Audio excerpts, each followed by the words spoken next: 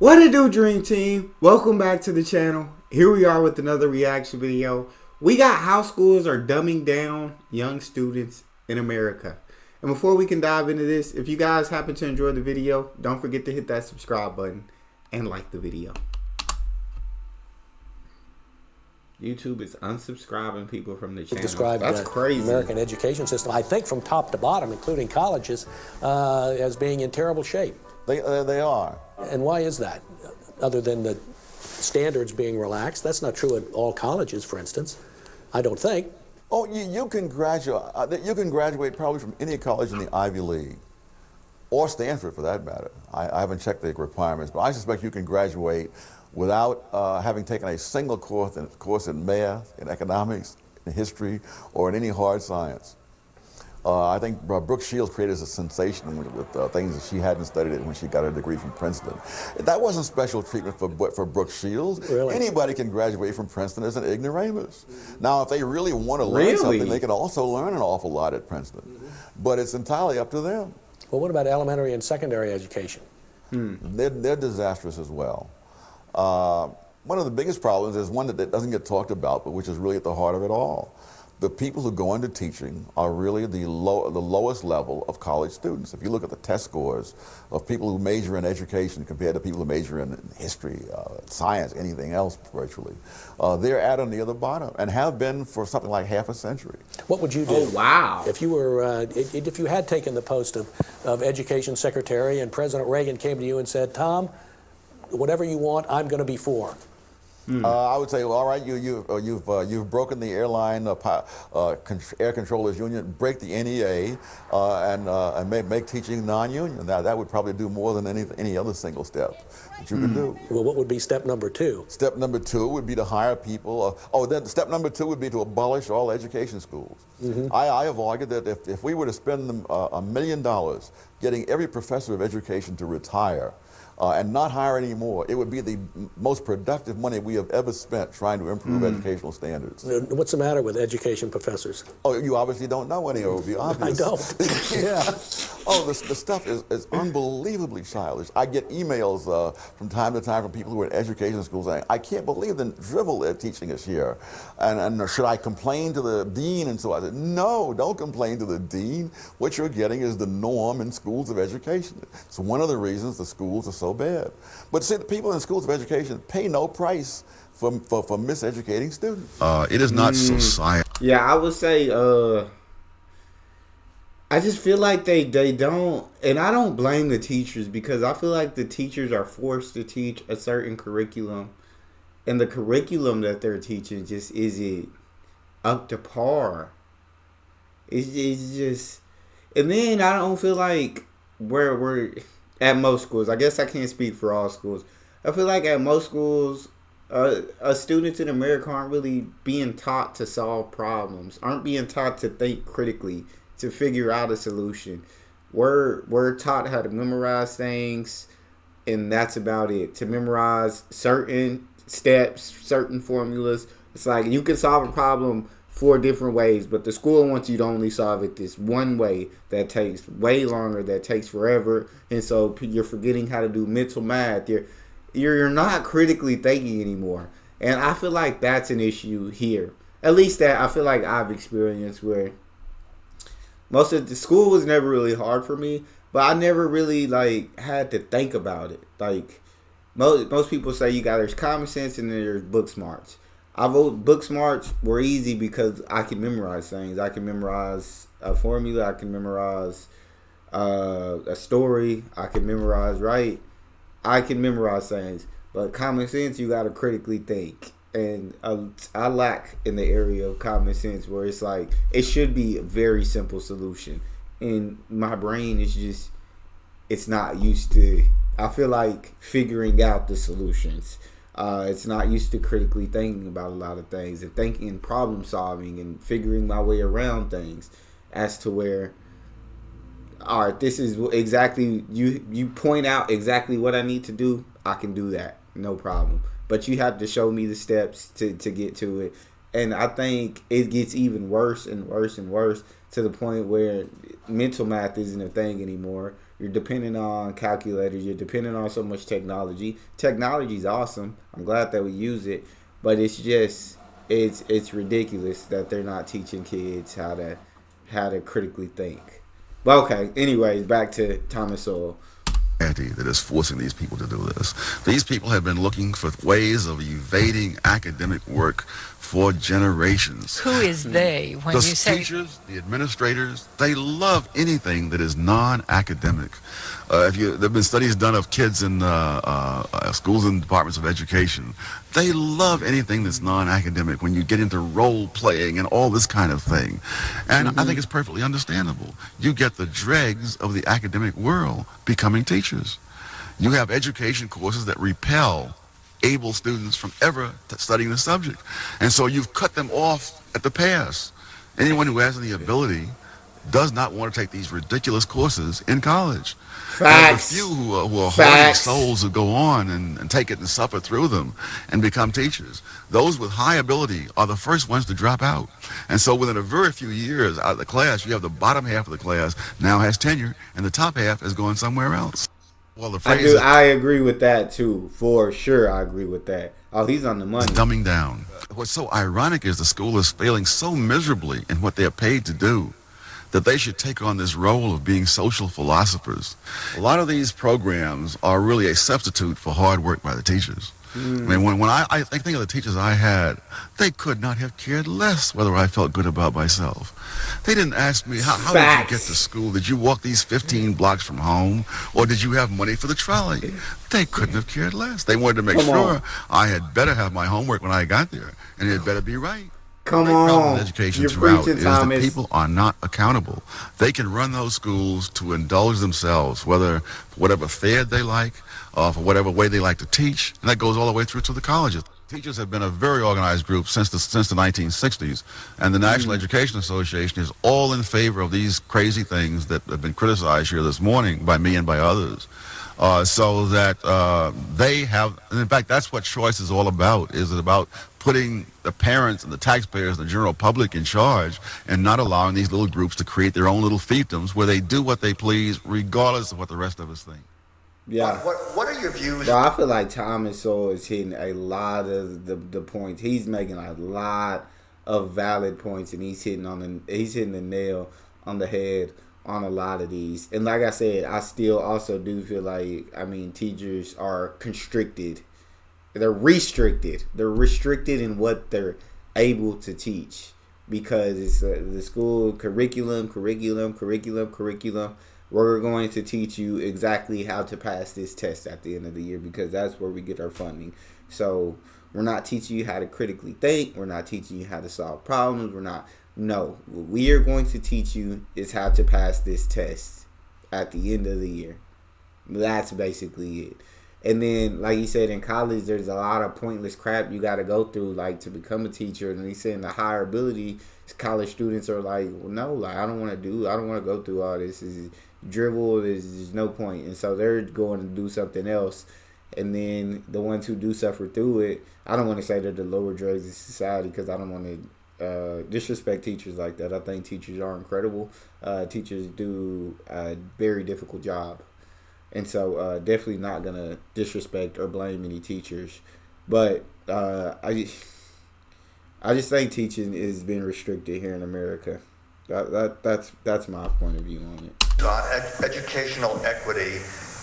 And what is educational equity? So it's always nice to know what it is what I'm talking about.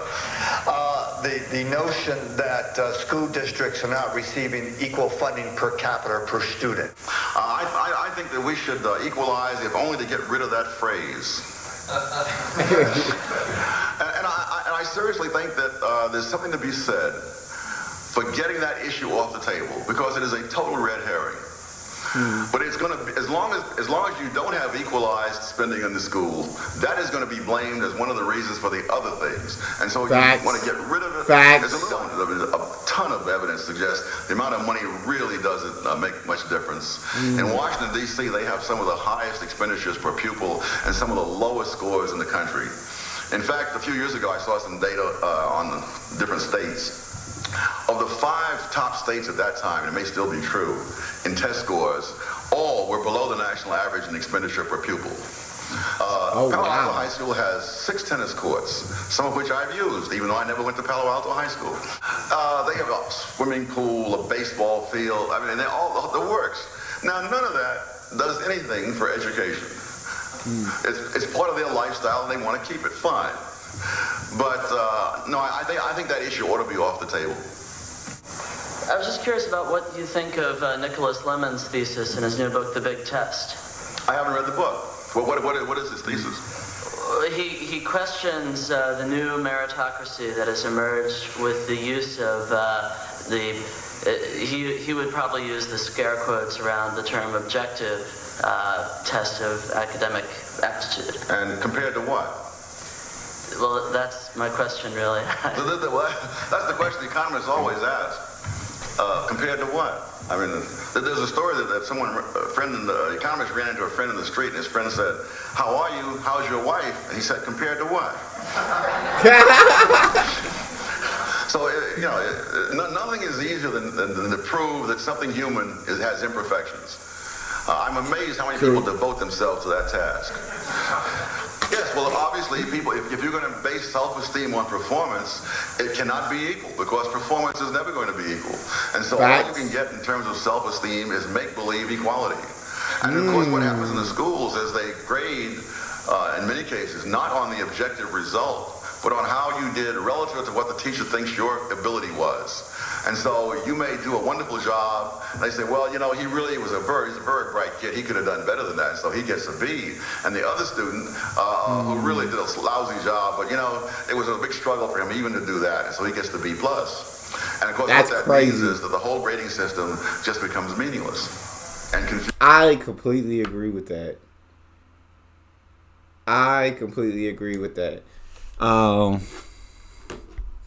Your grade's your grade. But then it's difficult, because then he's talking about, in the beginning, he's talking about teachers that don't care.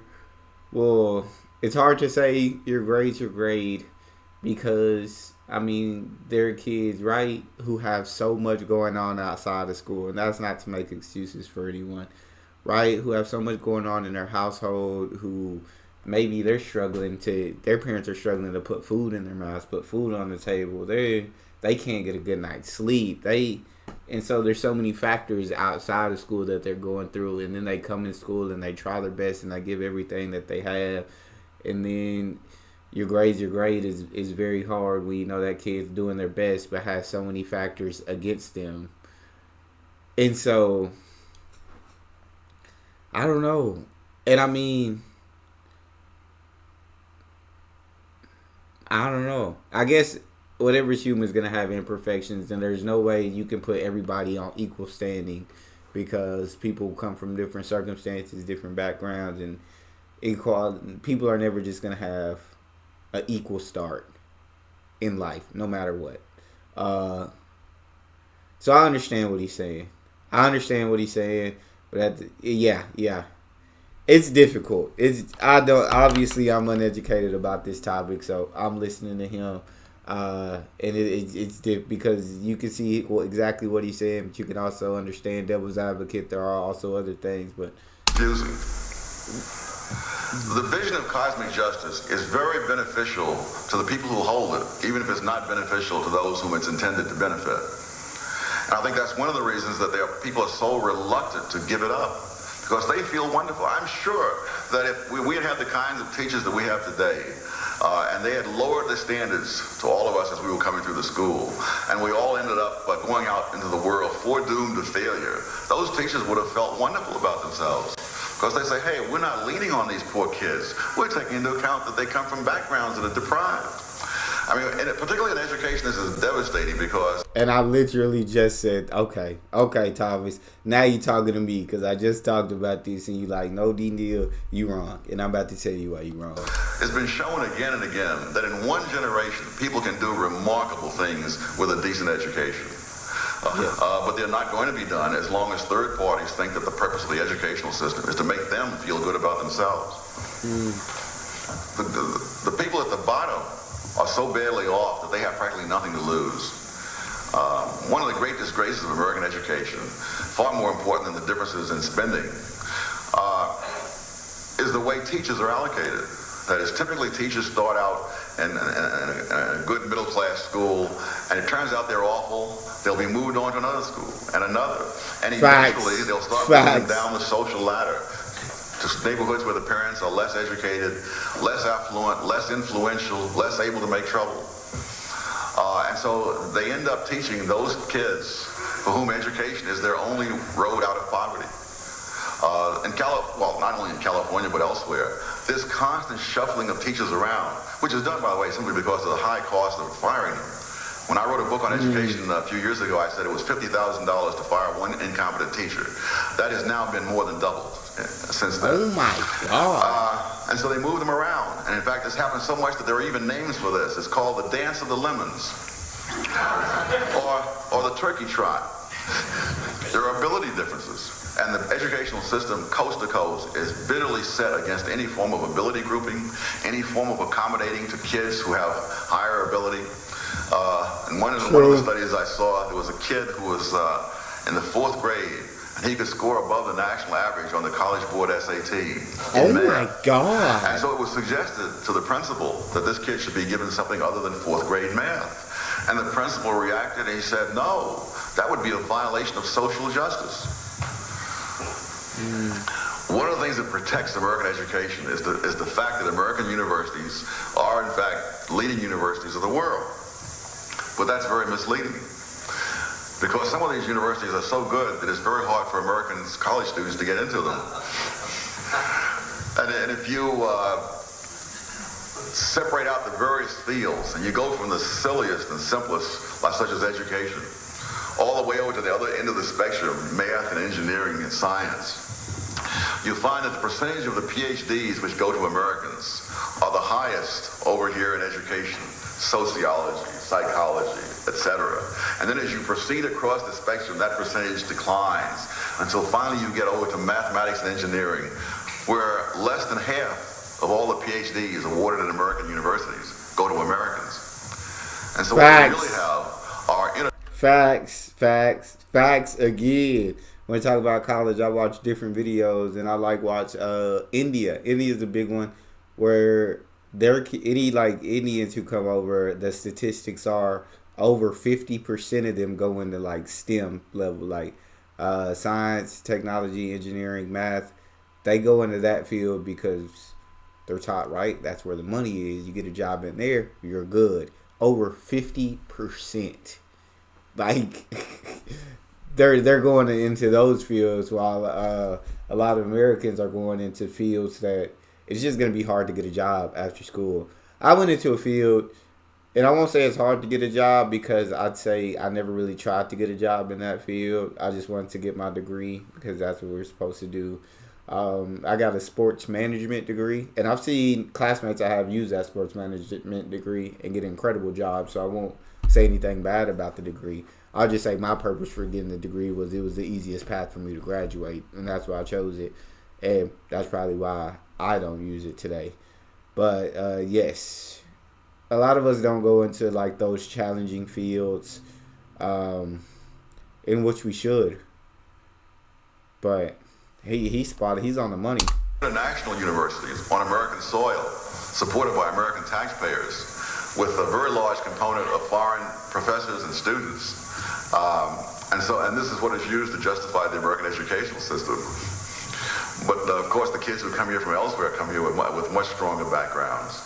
I was surprised recently to learn that out in Silicon Valley, they're actually recruiting engineers from Russia and India, not because they're necessarily better than American engineers, but because they speak English better. Assuming that parents play a role and the teachers cannot play the only role in the education of students, how can cosmic justice be created in an atmosphere where parents have not created a conducive learning atmosphere? I think as they say in the law, you're assuming a fact, not an evidence. I know this is one of the great beliefs in the educational establishments, that all problems in the educational establishment are caused outside the educational establishment. The evidence on that is not compelling. And And what is especially not compelling is the determined effort of the NEA and other parts of the educational establishment to prevent this belief from being put to a test. If it is the case that the problems are all outside the system, they're in the parents, then why do they fight bitterly against all forms of choice and vouchers, which would allow you to find out that if we take this same kid with the same parents, watching presumably the same television programs as he always watched and so on, having the same attitudes, and transfer him over into a parochial school or some other kind of school, why don't we find out whether in fact he will not improve at all, because it was never the school's fault in the first place. The bitterness of these battles are hard to exaggerate. In California, they sent so-called truth squads around when people were trying to sign up petitions to get this issue on the ballot. And some of these people were not above using intimidation tactics to prevent people from signing. In New Jersey, one of the big companies, I think it was Pepsi-Cola, was prepared to give scholarships to low-income kids to go from the public schools into the private schools. They were so bitterly opposed to this that suddenly Pepsi-Cola machines in the schools began to be vandalized, and Pepsi had to back off its offer. So if it is in fact the case that all these problems originate outside the school system, why then are they not willing to put that belief to the test? Thank you very much. I think he says a lot of things that just make sense when you truly think about them. And like I said, I'm only getting it from one side. I'm sure there could be someone to debate the things that he said, and I could maybe understand some of those points as well. But I'm just watching this video right now, and there's a lot of valid points that he's made. You can make a lot of excuses, and sometimes in cases there are outside of the school, right? Like I said earlier, I feel like it just be a struggle for you to be in a conducive learning environment, for you to be ready to go to school and learn if you're starving, right? Or be ready to go to school and learn if you can't sleep at home. Or so those circumstances would make it more difficult for you. But I do get what he's saying when he's just like, well, how about we put that to the test and we put that same kid in a better educational school, in a better school that teaches better, you know what I'm saying? And we'll see if that kid still does the same. I think that kid would improve. But I feel like it's such a tough topic. And it's like there's so many issues that need to be fixed in education. And it's like they're able to put all the blame for certain things on one thing when it's like, no, like there are a lot of things wrong where you can't just put it on this. You can't just say it's due to their environment outside of school. Well, now we can group all these problems in education, take the easy way and say that's the reason. Instead of looking at each problem and trying to figure out the cause of each problem. And I don't know. What I do know is America, among like rich nations, I guess we'll say, is not doing good. Is not doing good compared to them. Yet we're like the richest country in the world. It's an issue. It's an issue that needs to be solved. We got to figure this out. But that's all we have for this video. If you guys enjoyed that or you have an opinion, make sure you drop that in the comment section. Also, make sure you check this video out next and slap that subscribe button. It's your boy Neal. Out.